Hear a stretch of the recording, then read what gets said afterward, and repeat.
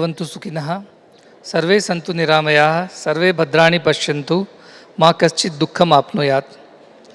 This Indian prayer means let everybody be happy, may everybody be healthy, may no one have any sorrow, may everybody see good and auspicious everywhere. Today on this very privileged dais, which is being honored by the best of the people from around the world who have made a mark for themselves and for their communities and the country, I am very honored to host this conference in our ashram, in our place, Satya Sai Grama, on behalf of Jay Garu's baby, his vision of India Startup Festival. And I am very glad to see the kind of traction that is happening over here.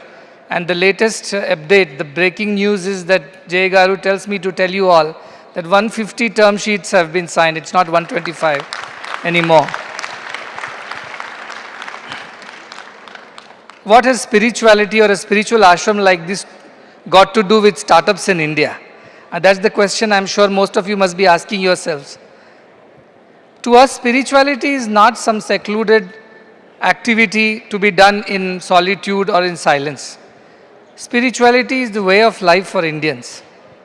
Spirituality is an attitude with which we do everything, ordinary or extraordinary. And this attitude is that of selfless good for all. So to me, spirituality in one word is doing selfless good to all. And that is why this place is important for any activity, including a startup festival. Because while startup festivals try to do good mostly for themselves or at best to some customers who can pay for it, spiritual startups should do good for all, whether they are able to pay for it or not able to pay for it. That should not be the deciding factor. And that is why spiritual places are important. If I take you back a few centuries ago when India was at the peak of its glory, spiritual glory, generally the places of worship like temples were the nerve centers for all socio-cultural and economic activities. And you heard it right, economic activities too, not just socio-cultural. They were the nerve centers where markets used to happen, where people will bring their produce from their villages and sell it in a place which was the place of worship or the temple. Even if you go a few meters away to Nandi village, where we have Boganandishwara temple, you will see there is this main temple and there are many enclosures all around the temple, probably 50, 60 of them. They all look like small shops. But that was the place where people would bring all that they produced in their own local areas and market it there.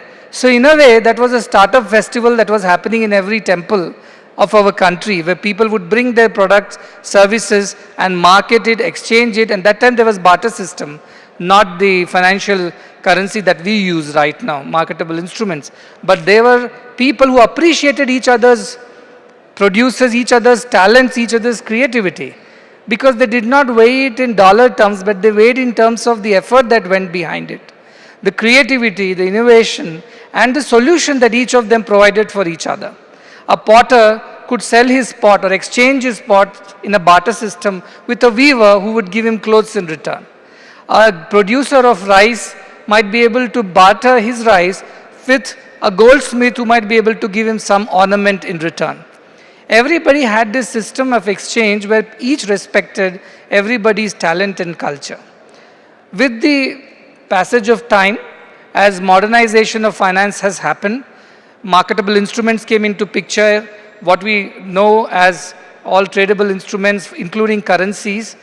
The entire scenario changed, where banks became more important than these places of worship, where everything started getting monetized, and unless there was a monetary value based on demand and supply, nobody got respect for their craftsmanship.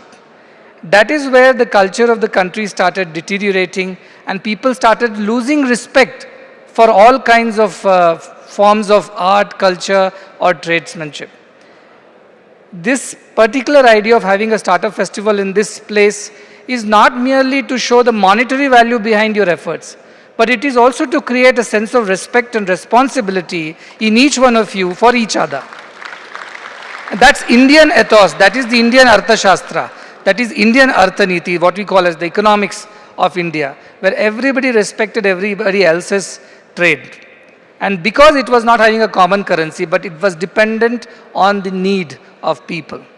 And I think that is the kind of culture we must bring in when we start building companies. The Indian ethos of respecting each other's craftsmanship, respecting each other's value systems, respecting each other's talent and culture. Unless that happens, we will be chasing money endlessly, and that is not going to lead to societal welfare and prospect. Take the example of COVID. We did not know how to manufacture a vaccine for COVID because we did not know such a thing ever was needed by us. But we knew how to produce vaccines. We just did not produce vaccine for our country, we produced it for the whole world.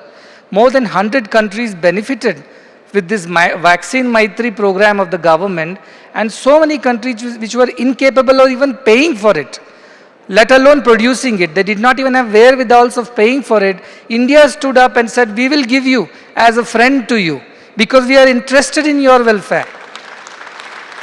That's the kind of trade and business that India stood for. When somebody needed it badly, we went out of our way to reach it out to them without financial considerations. I'm sure most of the countries could not have paid it back. It was a friendship, it was a friendly gesture. But what did it do for India? It created tremendous amount of goodwill, new relationships, new trust with Indian businessmen, with Indian ecosystems. Now, somewhere businesses have to think beyond their profits and think of building a value for all in the society, and more importantly, build that element of trust in the society. Most of the companies are not trusted by the consumers because they somehow know that there is huge amount of profit making, which is the background, which is the underlying principle why these companies are running. Take for example, go to an insurer. And how many of you will just blindly buy an insurance? You all know insurance is another mechanism of kind of making money. Not every insurance company is doing an honest job. We have a lot of people who have medical insurance, they go and claim. The claims are denied, delayed, because the motive of the insurance company is to make profits and not to actually reimburse claims.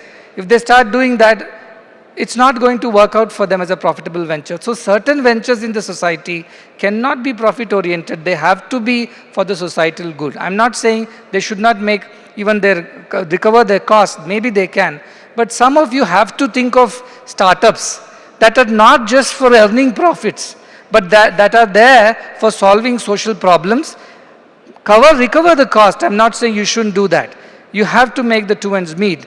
But some of you have to think differently. I think coming to Mudanelli, a place like this, should inspire some of you to develop startups, to develop new companies which are not simply for profits, but also for a great cause of social good. And that will bring a lot of goodwill to you. I'm sure on that you will build better companies, bigger companies in the future. I also requested our Jay Garu to start a foundation under India Startup Festival. Generally, a startup festival is a marketplace, you know. Everybody comes for a purpose. They all have their agenda, and once it is served, they're happy. They get an investor gets an idea, and both of them are happy. They go home, and hopefully in the future, this relationship flourishes, and they make money for each other, and they're happy. That is the kind of startup festivals that are generally celebrated around the world. But I told Jay Garu, we have to be different. We are doing it out of Mudanelli. As I said, the temple-like marketplace, where there is a purpose, there is a vision. So please encourage these startups which are at least getting their funding and financing or mentorship over here to keep aside a little bit of their company for the sake of social good. It's not the call of duty, I know. It is not something that is mandated. It is not something that will be forced upon you. It is not something that if you do not do, you will be penalized for. But it is something that I request all the investors and the companies to think about. Keep aside a little bit of whatever you have so that can be used for a societal good. So I told Jay Garu, why don't you start a foundation under India Startup Festival? Let this foundation accept such kind of sharing from those companies and investors who have benefited from this platform, let that foundation go and do more social good, make social impact investments where profitability or return on investment may not be the biggest criteria, but the kind of social change that it brings about, the transformation that it brings about should be the criteria of its success. So I hope some of you will take this free advice and probably make models of social entrepreneurship which will make a difference to the life of those at the bottom of the pyramid. Agri-tech, as we talked about, agriculture is the source of sustenance for half of India. And our children who come from rural areas, their parents are agriculturists, farmers, and they have their own challenges. Climate is an issue now. With all that which is being done by the industry and the economy at the higher, at the top of the pyramid, it's affecting the bottom of the pyramid in terms of the climate changes. The timeliness of rains is now a question mark, so many times farmers are losing money on their crops because of weather pattern changes. Now somebody on the top of the pyramid has started causing this trouble at the bottom of the pyramid. So if you have created the mess, it's your duty to also mop it up and don't leave it there for the poorer people to suffer with. So climate technologies, agricultural technologies, sustainable technologies is something that we all have to invest in. Again, as I'm saying, it may not be as simple or easy as a software technology, which, you know, is a very profitable venture. But this is something that creates impact at the bottom of the pyramid. And I think somewhere each one of us is responsible. We all eat food, right? We don't eat softwares and algorithms for our survival. We all need to eat food. And that is produced by that bottom of the pyramid. And they need to be supported and protected.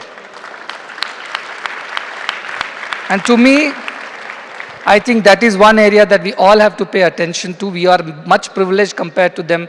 We have an education from mostly premier institutions. We had opportunities to make it big. I'm talking about the investors. And the others, the innovators, they're taking new opportunities to make it big for themselves. But while we're doing all these things, let us always be mindful of those who are working for us, who are benefiting us indirectly. And they are the ones who should not be left behind in this whole race to grow and prosper. And for their sake, our organization works. I'm not saying you set up your shops, every one of you cannot do it. But some of you, even 10% of you think that way, that I must go and affect a change at the bottom of the pyramid. I'm sure it will do a lot good, not just to this country, but to the entire world. And with more startup festival chapters coming up, as we just heard, in the US, in UK, in Europe, in Middle East, and now I requested even Professor Chiba, why not in Japan? And he said, yes, why not? So the idea is that Hong Kong, of course, Hong Kong. So we are getting a chapter of ISF everywhere, but everywhere I want ISF to carry its ethos. Ethos is selfless good of all.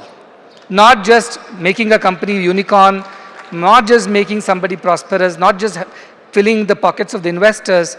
All that should happen, but the greater idea of selfless good of all should be included in the agenda of ISF anywhere, and that's what will differentiate us from all other startup festivals that happen around the world, which are generally driven by greed, but this should be driven by the need at the bottom of the pyramid, and that should be the watchword, need-based startups. And that will change the entire paradigm. I am very glad that all of you have come here. It was J.A. Garu's, despite his certain challenges with his health, he never gave up this idea that he has to make this vision happen. I think that is a lesson that all the entrepreneurs should learn from him. Come what may. He stuck to this idea despite his challenges. He never gave it up. And I told him, I think you should relax and rest a bit. He said, Swamiji, I cannot think of anything other than ISF. And I live, breathe, eat, talk, sleep, only ISF. That is the kind of dedication one needs to bring up a company. And he is doing not for any other reason. He himself told many times, Swamiji, I want to support what you are doing. In fact, he started with this idea that I want to bring companies, CEOs, CFOs, CXOs, policymakers, change makers, to expose them to an idea of yours that certain things in society must be provided to all, like education, nutrition, healthcare, without any financial considerations. But to support a cause which is as noble as this, definitely there are resources, there are people needed, and that is his idea, to bridge the two, the charity with business, and bring the people from around the world to expose them and sensitize them to the idea of the need at the bottom of the pyramid. I'm very glad that he has kept next 5 years agenda as innovations at the bottom of the pyramid for the agricultural, rural economies. I think that is a very noble cause. You will have to have patience for it. Investors have to have patience in this game. Entrepreneurs will also have to have the patience, like the farmers who sow the seed. Look at their patience. They wait for everything to happen. They wait for harvest to come. They cannot keep digging every now and then to check whether the seed is sprouting or germinating. Then they will destroy the crop. Likewise, when you invest in rural India, when you invest in an agri startup or at the bottom of the pyramid, patience is the most important virtue that you must have. You can't compare it with an IT company in the urban setup, which quickly starts, recovering its cost and start making profit, breaks even quite early. These break-evens will happen at a long, long time, but whatever happens will do an irreversible, positive change in the society at large. And for that sake, I think some of us will have to dedicate our time and energy. So to all the investors, to the entrepreneurs, and all the volunteers who have worked so hard to make this festival happen, lot of blessings and best wishes. Again and again I tell, this is a very pure and sacred land. Anything that is thought of here in a pure and sacred way definitely succeeds. So I'm very sure that this startup festival will lead to a lot more success for all of you. But when we are succeeding, let us not forget to look behind and take care of those who did not get the same privilege and opportunity as us. So we work for that pyramid, that bottom of the pyramid, and I'm sure this will become an ideal startup festival for times to come. I thank all of you, Jay Garu, the university staff, and everyone else who is a part of this mission. May you all succeed. Sarve bhavantu sukhinaha, sarve santu niramaya, sarve bhadrani pashyantu, ma kaschit dukkham apnuyat. Namaste.